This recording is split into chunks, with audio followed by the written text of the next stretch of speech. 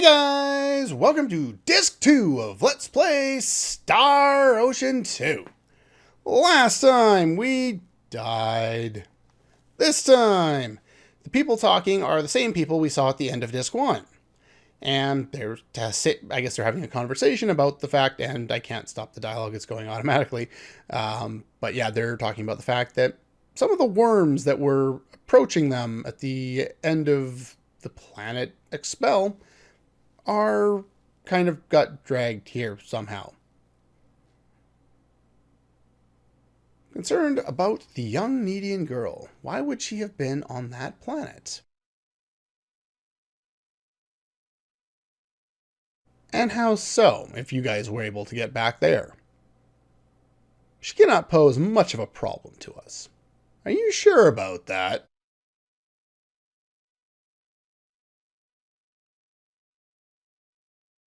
Yeah, for whatever reason, they make all of this dialogue go by automatically. You can't slow it down.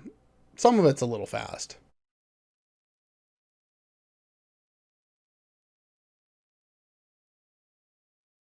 And with that being said, what happened to the rest of us? The bad guys survived. Where'd my party members go?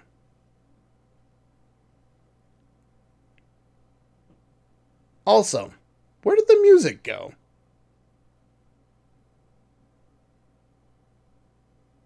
Hey, Claude's alive. Could be, kind of looks like it. Well, an idealized image anyway.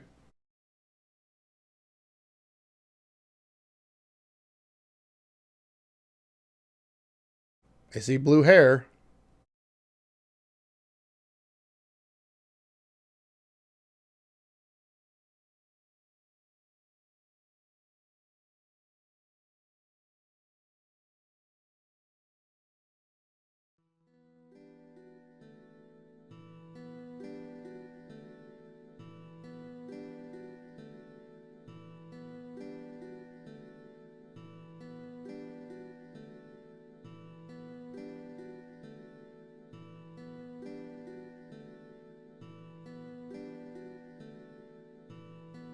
I believe this is the only time in the game this music plays.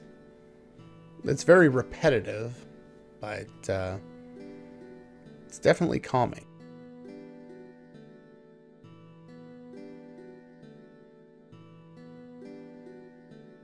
Oh? There it is.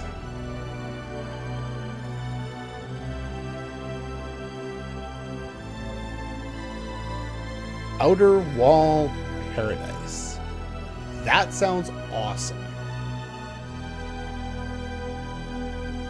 We've arrived on Nede.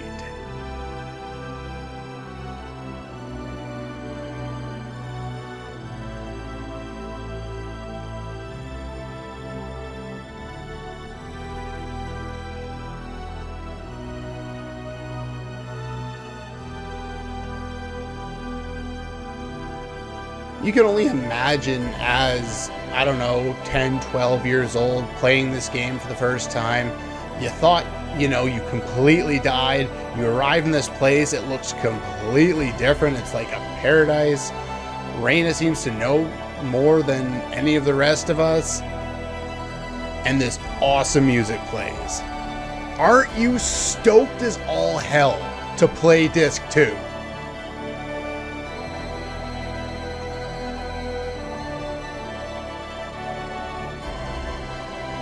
There's a good question, Leon. My soul is calmed by the touch of the air here. I feel like all my fears have vanished. I think I've known this since I was little.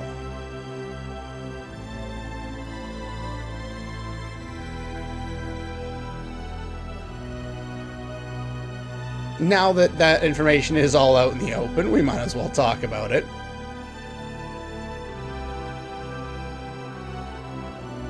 Yeah, we still don't know how or why.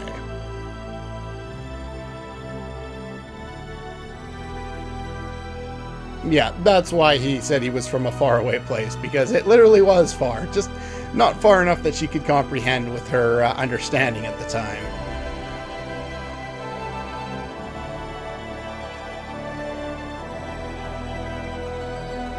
I'm sure, specifically on Claude's path, it just kind of makes sense to have Opera and Ernest in the party for plot reasons. It would make a lot more sense for, as someone building a party, to put people who Claude could actually, confide in, and people who would understand him a little bit better than the people of this underdeveloped planet. On Rena's path, it really doesn't matter nearly so much. Let's check out the surroundings.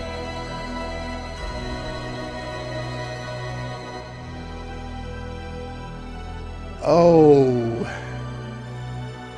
Ouch. Claude's Path exclusive dialogue here. We remember what they were saying at the end of Disc 1.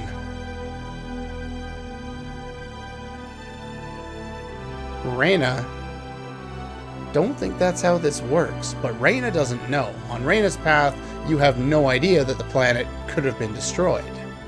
That is something unique to Claude's path, and the dialogue's going automatically, by the way.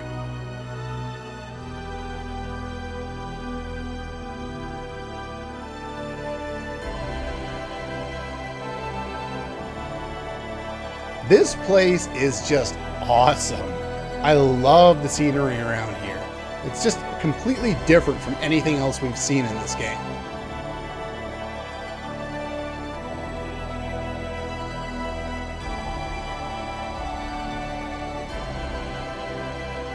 And who was that?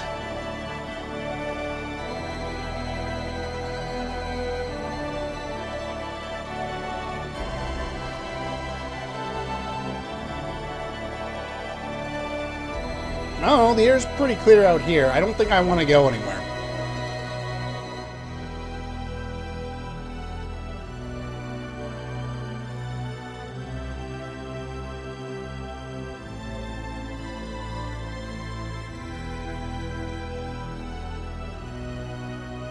Well, we might as well go. No point in doing nothing. I feel it.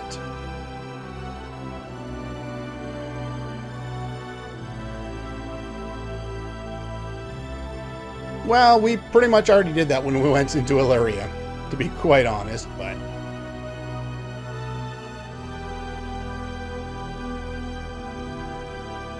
all of this is done mostly automatically. You get some control over some specific parts of the dialogue, maybe.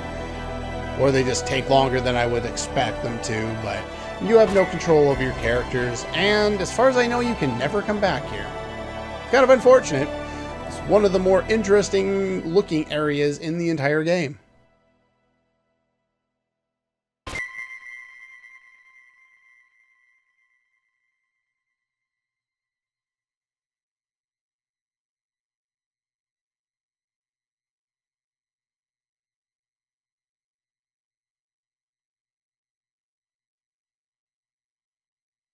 Let's get out of here, because we don't know what's going on. We're at the transporter.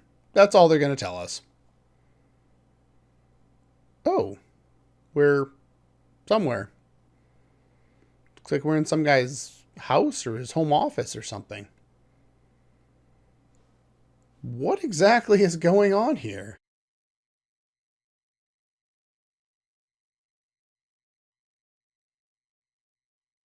You should be able to recognize it unless it was distorted through whatever speaker system he was using.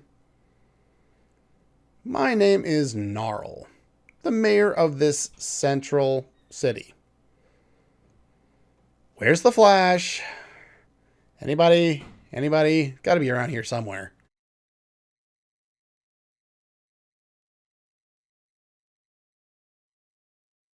Don't know why they did that in DC, and I don't know why they do that here. Why do you name your cities so kind of stupidly? It's called Central City. It's in the middle of things. Really? Couldn't come up with anything better than that? Oh well.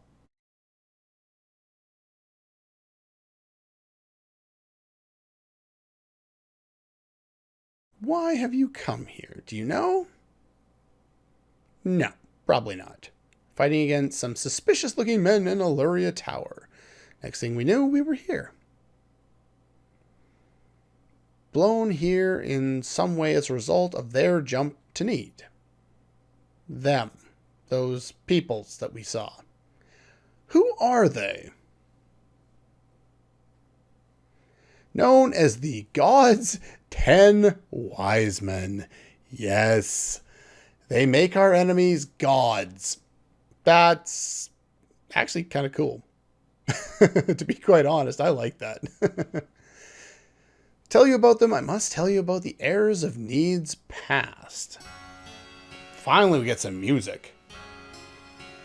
3.7 billion Nedean years, or what was that, or a week if you haven't watched Men in Black, whatever that bit was. So, after 731 grueling galactic weeks of travel, or 1 month if you've never watched Men in Black. Anyway, so it's about a week. No. But Nede was a single planet. Or a simple planet, whatever he said. Isn't a planet now. Current Nede is not a planet. It is an artificial planet covered by a high energy field. That is the current Nede, or energy Nede. That was what his father was talking about, a high energy body. This was an age when Expel did not yet exist in the universe. At such a time, Nede was a planet that had such high level of magical science that it had no equal throughout the universe. Because of this, many of the planets in the galaxy came to be collectively under the rule of Nede. However, there's no coercion, but rather it was said to be a coexistent relationship, said to be nearly ideal form of government. Dialogue goes on its own, so I won't continue saying everything, but those who had malice in their hearts, huh? These men called themselves the 10 Wise Men. They desired to dominate the entire galaxy. Sounds about what they were trying to do when we saw them in Illyria. Their vast powers, the dreaded fanatics first tried to capture Nede itself. One after another.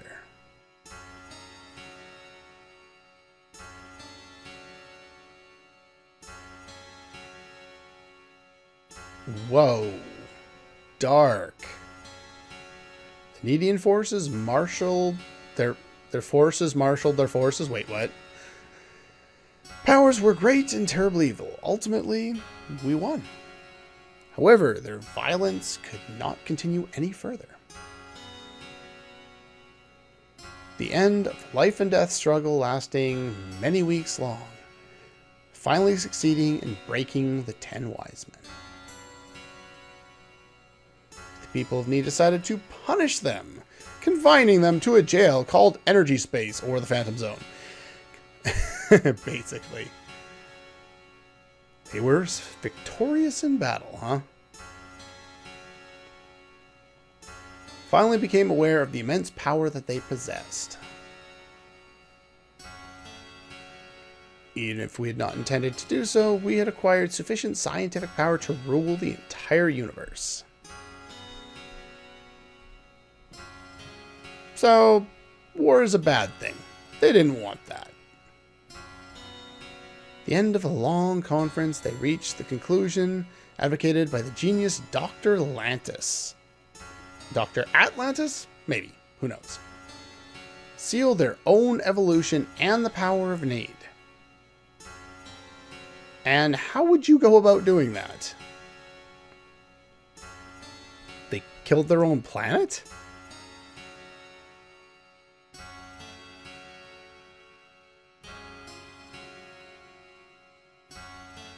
So they built an energy body that basically simulated a planet, and they all went there. And that energy, after everyone was inside, cut themselves off from the rest of the world so they wouldn't be able to be tempted by it, and they wouldn't be able to get out.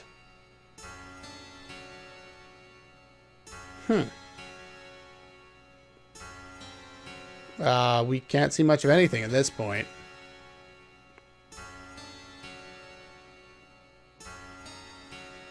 But in fact, they escaped from Eternity Space and returned to Nede in order to reign as rulers of the galaxy. So they broke out of their space prison, broke the Phantom Zone, whatever they did, and now they're back here.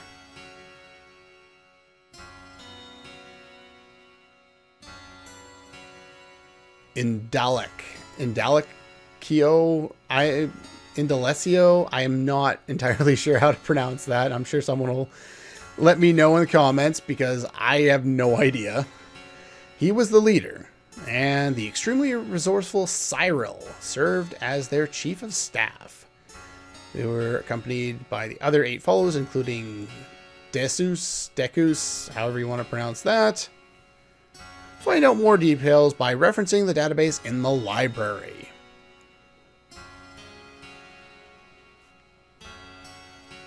By the time Expel began to revolve in an abnormal orbit, it was too late to do anything.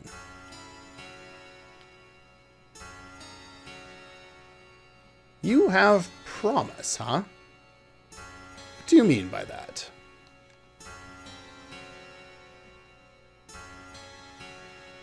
10 wise men on energy need to make preparations for their domination of the galaxy. However, our current remaining powers are nowhere near our powers at the time of their confinement. So yeah, they basically stagnated because they had no real way of advancing their society forward. They were stuck because they encased their entire society in an energy field and had no interaction with anyone else. They basically lived in a utopia that they created for themselves with their great magical science.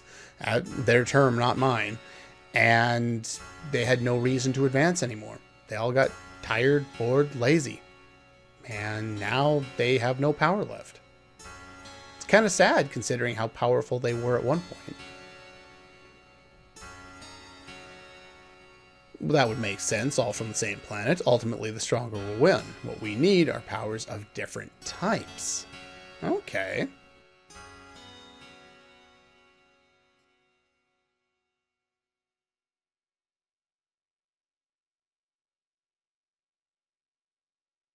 I don't really think Expel's there. Now, if you think about it from Rena's perspective, at this point in the game, she still doesn't know about Expel because we haven't seen the plot from Claude's perspective where it said that the planet's going to blow up. We just see Claude disappear at the end of Disc 1 and then reappear, and then we go fight the bad guys, and that's it. What should we do? We need to obtain a means to transport within Nede. We should be able to just use the teleporter, which is right there, but they're installed only in major facilities. Best means of transport for you is known as the Flying Heraldic Life Form. It's called a Synard. Okay. Go north from Central City. You will find the town of North. God damn it. Really? Creativity, please. Even if that's what they call it in the Japanese version. A little bit of creativity in the translation. Come on. Anyway, you'll quickly find the Synard stables named The Home. There is a library I mentioned earlier. You will find it much useful literature about the history of Nede, scientific reports, and the like. Let's hurry to North City. Miss Rena. Good question. Well, we might as well learn something. Of course, this being Claude's path, we won't see what they talk about. But we'll start off the next episode with that scene, I believe. I actually forgot to set my timer, so I have no idea how long this episode is at this point. But yeah, we'll finish up this cutscene and wonder if I can see how long my thing is. I'll try and figure that out once we get to a point where we can control things here. There's really nothing we can do. Just kind of be there for her.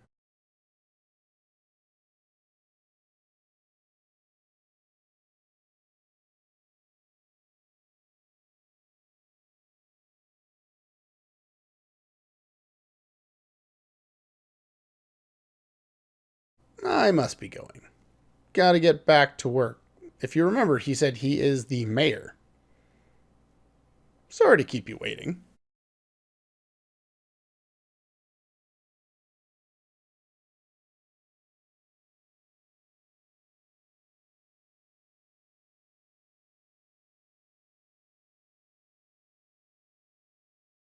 Let's move toward the answer.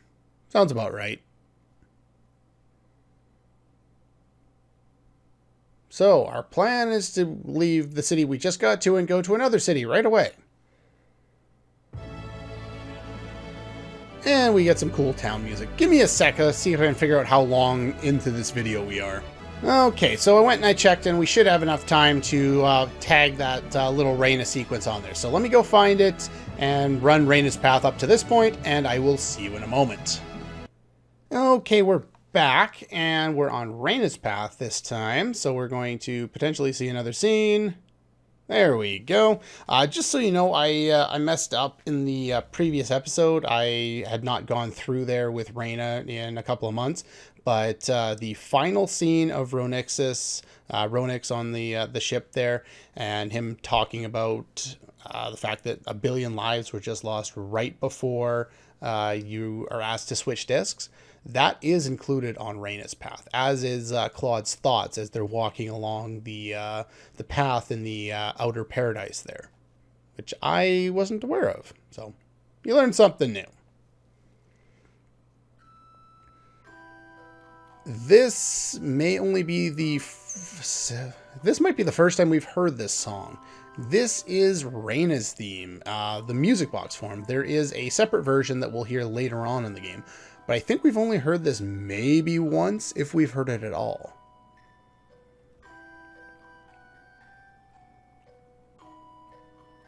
Of course not. How did she get there is the real question.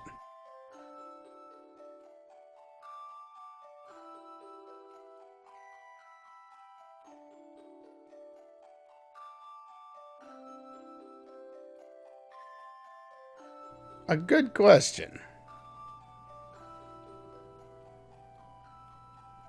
You going to tell me?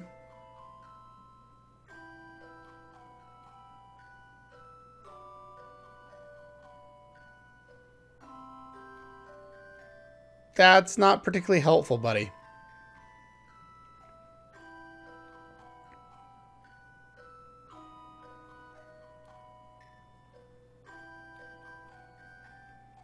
So, do you already know exactly what's going to happen?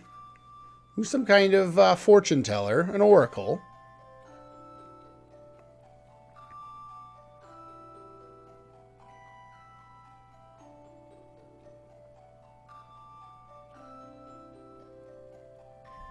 Interesting.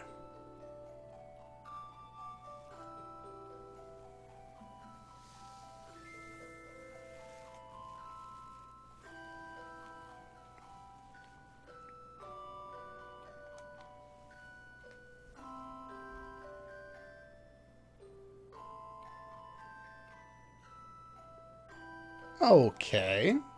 And what exactly does that thing do? Of course not. Then we wouldn't have really cool sequence later in the game. And yes, they do actually explain it, and quite well, if I'm not, if I may say so. Anyway, that's pretty much all we have for today. I just wanted to go through that real quick since it wasn't going to take that long. And yeah, one thing you may want to do on disc 1 is try and raise up some of your other characters' levels so that they line up with some of the characters you've been using a lot more of.